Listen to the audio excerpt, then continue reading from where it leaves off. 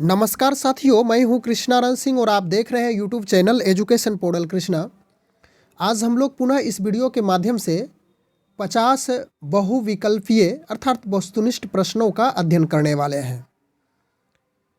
जिस प्रकार का सिलेबस निर्धारित किया गया है उसी के अकॉर्डिंग प्रश्न को इसमें संग्रहित किया गया है। समान स्तर का प्रश्न यानी कि मीडियम स्तर का प्रश्न रखा गया है, ना तो काफ़ी लो स्तर का ना तो अधिक हाई स्तर का है। समान रूप से यही सब प्रश्न पूछे जाएंगे।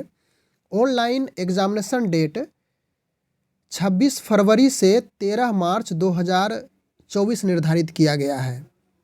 इस तिथि को देखते हुए जब भी जहां भी समय मिले परीक्षा की तैयारी में जुटे रहें। हम लोग अधिक समय नहीं गंवाएंगे।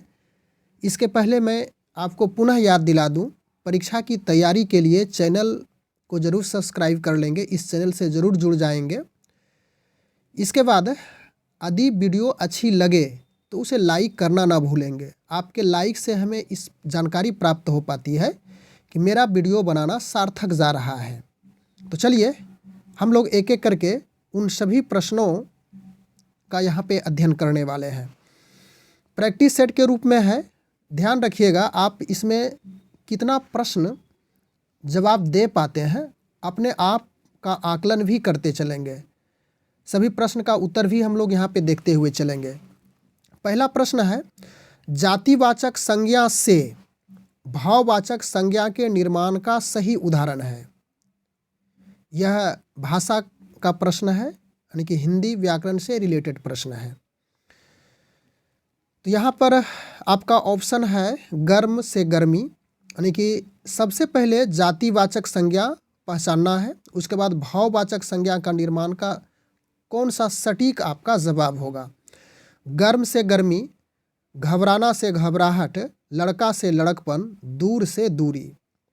तो जातिवाचक संज्ञा यानी कि जिससे जाति पूरे समाज पूरे जाति का बोध हो उसे जातिवाचक, और भाववाचक संज्ञा कहने का अर्थ हो गया कि जिससे उसके गुण, स्वभाव, भाव इत्यादि का बोध हो तो भाववाचक संज्ञा कहलाता है। तो ऑप्शन नंबर सी को देखिए, लड़का। लड़का आपका जातिवाचक संज्ञा है। लड़का कहने से लड़का के संपूर्ण जाति का बोध होता है, और भाववाचक संज्ञा लड़का का हो गया लड़कपन, इसलिए ऑप्शन नंबर सी ही आपका सही होगा। इसके बाद दूसरा नंबर प्रश्न है, सज्जन का विपरीतार्थी शब्द है, यानी कि सज्जन का उल्टा शब्द पूछा गया है। सज्जन का तो चापलूस, व्यभिचारी, सहयोगी, दुर्जन। तो निश्चित रूप से सज्जन का उल्टा शब्द दुर्जन होता है, ऑप्शन नंबर डी। अगला प्रश्न, नीलकंठ शब्द है, यानी कि नीलकंठ कौन सा शब्द है। ऑप्शन के अनुसार से हम लोग ढूंढेंगे, रूढ़ है, यौगिक है, या तो फिर योग रूढ़ी है। तो नीलकंठ आपका यौगिक शब्द है, ऑप्शन नंबर बी सही होगा। इसके बाद अगला प्रश्न चौथा नंबर है, किसी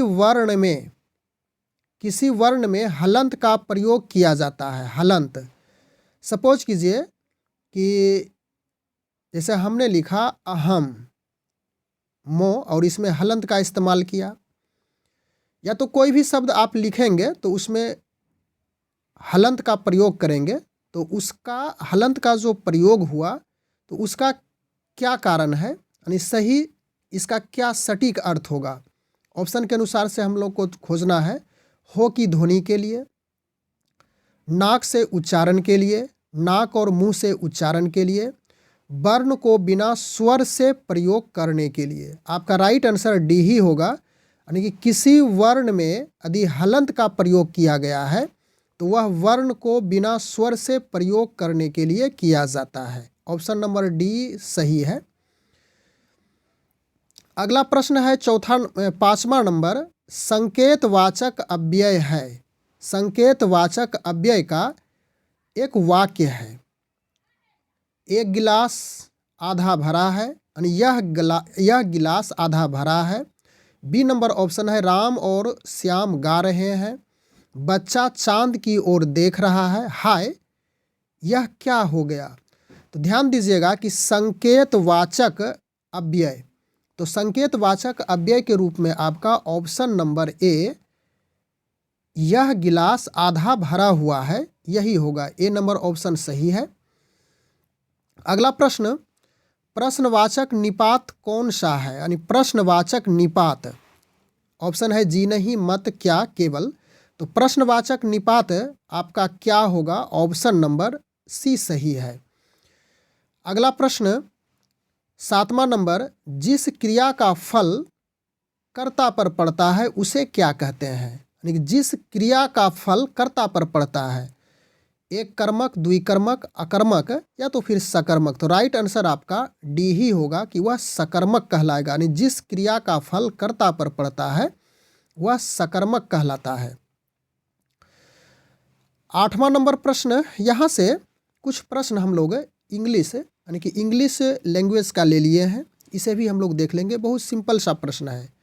कम टू माई पार्टी, खाली स्थान है, सैटरडे नाइट। तो यहाँ पे यह जो दिया हुआ है इसे फिल अप करना है। यहाँ पे एट है, प्रीपोजिशन है, ओन है, इन है, फॉर है, यानी सभी प्रीपोजिशन है। कौन सा प्रीपोजिशन यहाँ पे सूटेबल होगा। ध्यान रखिएगा, सैटरडे है तो इसके आगे कोई भी दिन का नाम हो तो उसके आगे ओन प्रीपोजिशन का प्रयोग होता है। तो come to my party on Saturday night, तो ऑप्शन नंबर बी सही है। इसके बाद हम लोग चले अगले प्रश्न में 9 नंबर में, choose the correct antonyms of honest, यानी कि उल्टा शब्द का चयन करना है। ऑनेस्ट का उल्टा शब्द क्या है यह पूछा गया है। तो यहाँ पे ऑप्शन है अनऑनेस्ट, तो यह तो होगा ही नहीं। इनऑनेस्ट, डिसऑनेस्ट, और यहाँ पे देखिए यह उच्चारण गलत लिखा हुआ, तो यह भी नहीं होगा। तो राइट आंसर आपका डिसऑनेस्ट, ऑप्शन नंबर सी सही होगा। अगला प्रश्न है 10 number, choose the correct sentence, सही सेंटेंस का चुनाव करना। राम गो टू स्कूल, तो राम के अनुसार से यहाँ पे गो में GOES लगना चाहिए, लगा हुआ नहीं है, गलत हो गया। Sita does not write a letter, आपका राइट ऑप्शन बी ही होता है। और इधर देखिए दोनों गलत है। I goes to school, I के साथ गोज नहीं होगा, गो होना चाहिए। उसके बाद नन ऑफ दीज है तो ये इसको छोड़ ही दीजिए। तो right answer Sita does not write a letter, option number B सही है।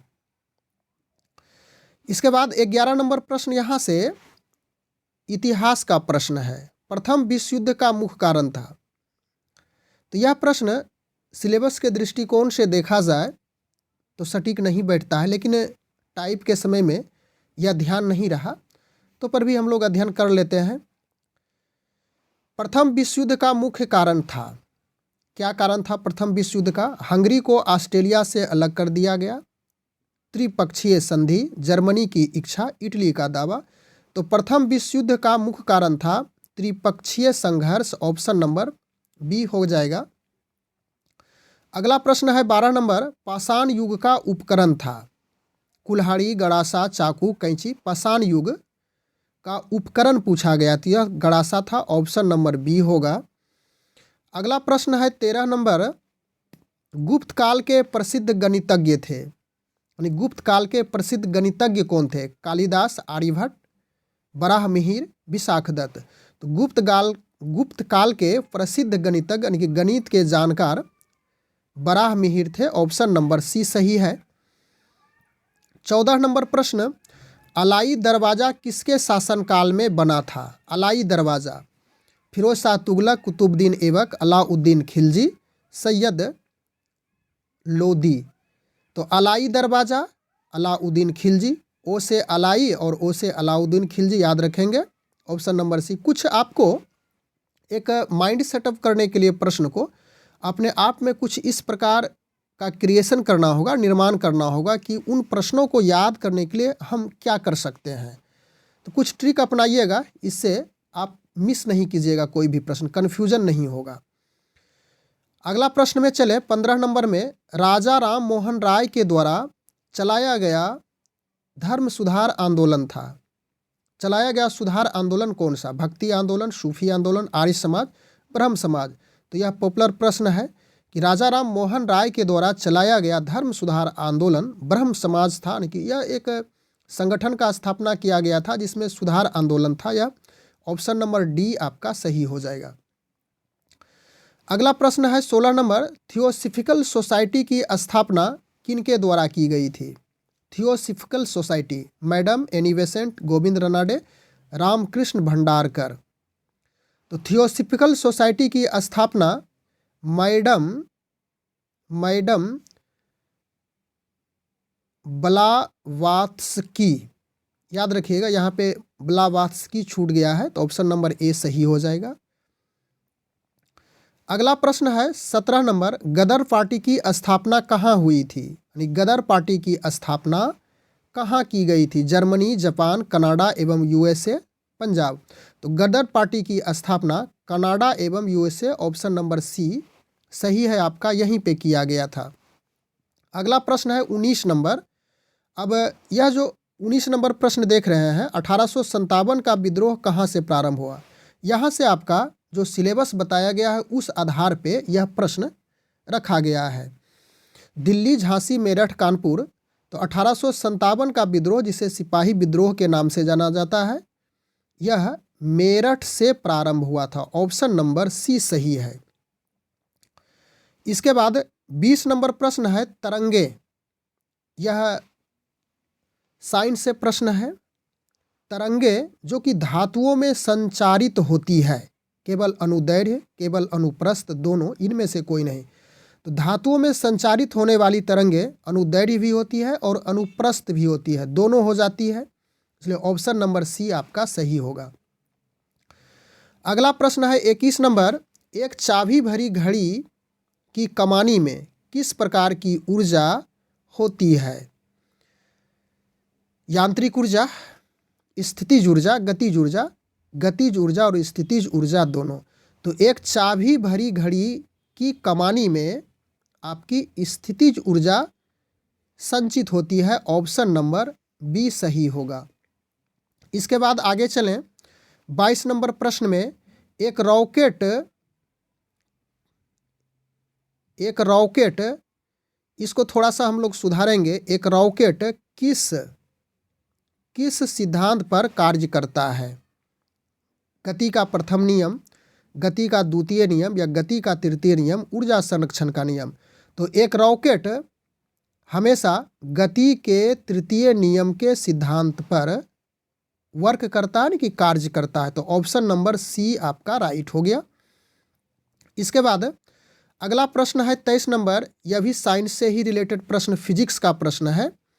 एक तरंग 0.8 सेकेंड में 24 चक्र पूरा करती है, तो तरंग की आवृत्ति यानी कि फ्रीक्वेंसी पूछा जा रहा है।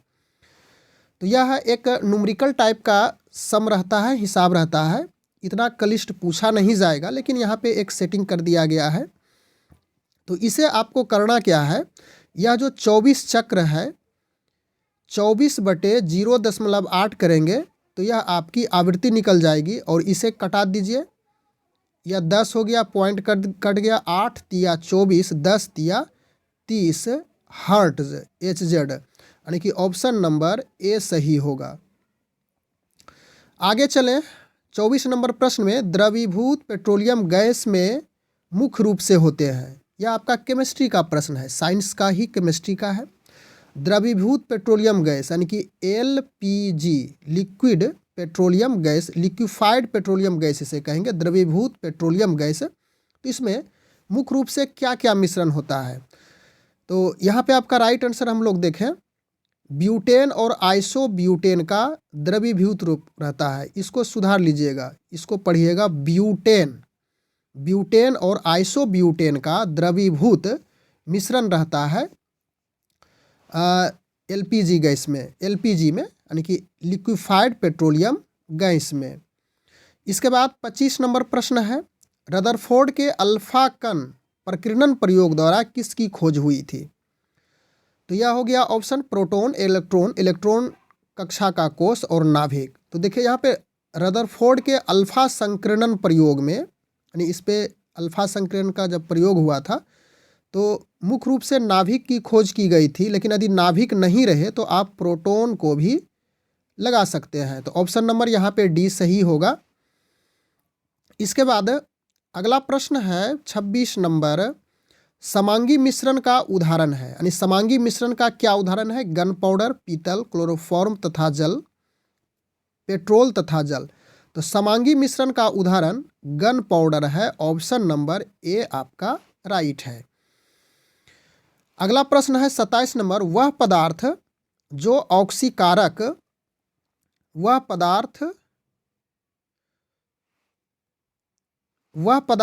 ऑक्सीकारक ऑक्सीडेशन और रिडक्शन, ऑक्सीकारक तथा अवकरण दोनों की तरह कार्य करता है, कौन सा है?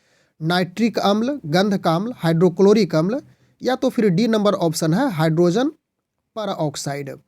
तो ऑक्सीकारक और अवकारक दोनों के तरह वर्क करने वाले हाइड्रोजन परऑक्साइड होता है। ऑप्शन नंबर डी आपका सही होगा। अगला प्रश्न है, प्रकाश संश्लेषण की दर अधिकतम होती है, यानी प्रकाश संश्लेषण की दर अधिकतम किस रंग में होती है? बैगनी रंग, नीला रंग, लाल रंग, या तो फिर हरा रंग।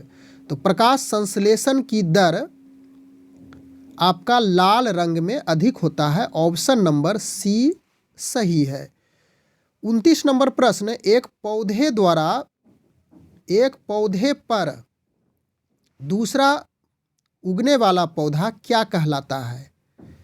ऑप्शन है जलोदविद, इसको विद इस प्रकार जलोदविद पढ़ेंगे। उसके बाद मरुदविद, हेलोफाइट, एपीफाइट। तो एक पौधे पर दूसरा उगने वाला पौधा एपीफाइट कहलाता है। ऑप्शन नंबर डी सही है।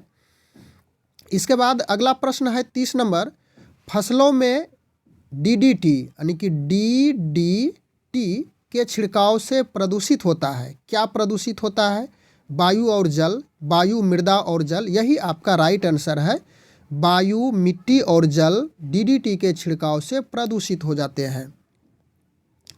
अगला प्रश्न है 31 नंबर, मानव शरीर के किस अंग में रुधिर ऑक्सीजन युक्त रहता है? यानी कि मानव शरीर के किस अंग में खून, ब्लड जिसको कहते हैं, ऑक्सीजन से युक्त रहता है, यानी कि ऑक्सीजन उसके साथ मिला रहता है?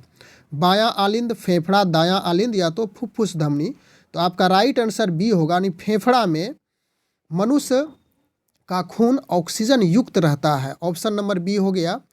इसके बाद आगे चलिए 32 नंबर प्रश्न में, यह पुनः आपका मैथमेटिक्स से रिलेटेड प्रश्न हो गया। इसे हम लोग सोल्व करेंगे समझ करके। यदि घन की प्रत्येक भुजा 50% बढ़ा दिया जाए तो उसके पृष्ठीय क्षेत्रफल में कितने प्रतिशत की वृद्धि होगी?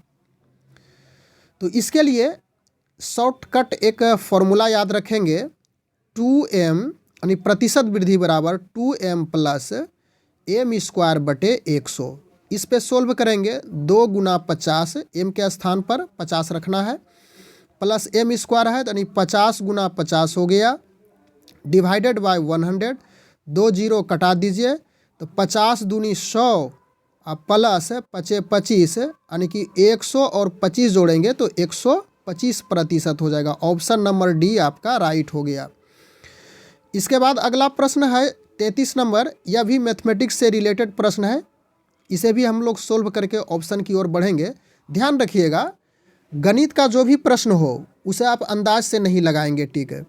थोड़ा सा जो सोल्व करने की आवश्यकता है, जहाँ पे उसको सोल्व करके ही लगाएंगे। और कुछ ऐसे प्रश्न भी गणित के रहेंगे जो कि आप डायरेक्ट उसका आंसर तक पहुँच सकते हैं। इतना के स्टॉक से 2% की दर पर आय कितनी होगी? तो यह इतना का 2% आप कर दीजिए। प्रतिशत का अर्थ 100 हो गया, 2 जीरो कट गया, 7 दूनी 14, इस पे 2 जीरो, यानी कि 1400 रुपया हो गया। ऑप्शन नंबर सी आपका सही होता है। इसके बाद आगे चलें 34 नंबर, महात्मा गांधी ने भारतवर्ष में पहला सत्याग्रह कहाँ से प्रारंभ किया था? इसका ऑप्शन यहाँ पे दिया हुआ है, खेड़ा, वारदोली, इसको ऐसे पढ़िएगा, वारदोली, अहमदाबाद, या तो फिर चंपारण। तो राइट आंसर आपका डी होगा, चंपारण, जो कि बिहार में स्थित है। इसके बाद अगला प्रश्न है, असहयोग आंदोलन कब शुरू हुआ था? असहयोग आंदोलन महात्मा गांधी के द्वारा ही असहयोग आंदोलन चलाया गया था। कब शुरू हुआ इसके बारे में पूछा गया है। 1918, 1919, 1920, 1921।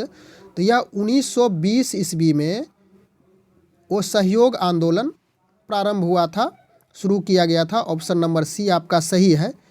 इसके बाद अगला प्रश्न है 36 नंबर, विषुवतीय रेखा, टाइपिंग मिस्टेक है, विषुवतीय इस तरह से लिखेंगे। विषुवतीय रेखा क्षेत्र के सघन वन लाभदायक है कृषि के लिए, जड़ी बूटी के लिए, खनिज पदार्थ के लिए, इमारती लकड़ी के लिए। तो यह क्षेत्र सघन वन जो पाया जाता है विषुवतीय रेखा में, वह जड़ी बूटी के लिए लाभदायक है। ऑप्शन नंबर बी आपका सही होगा। इसके बाद अगला प्रश्न है 37 नंबर, कौन सा खाद्य फसल नहीं है? बहुत सिंपल सा प्रश्न है, चावल, गेहूं, चाय, मकई। तो यह प्रश्न मैं आपके लिए छोड़ रहा हूं, कमेंट के माध्यम से इसकी जानकारी सभी व्यूअर तक पहुंचाने का प्रयास करेंगे। यानी कौन सा खाद्य फसल नहीं है? चावल, गेहूं, चाय, मकई। अगला प्रश्न है 38 नंबर, लिग्नाइट किस प्रकार का कोयला है?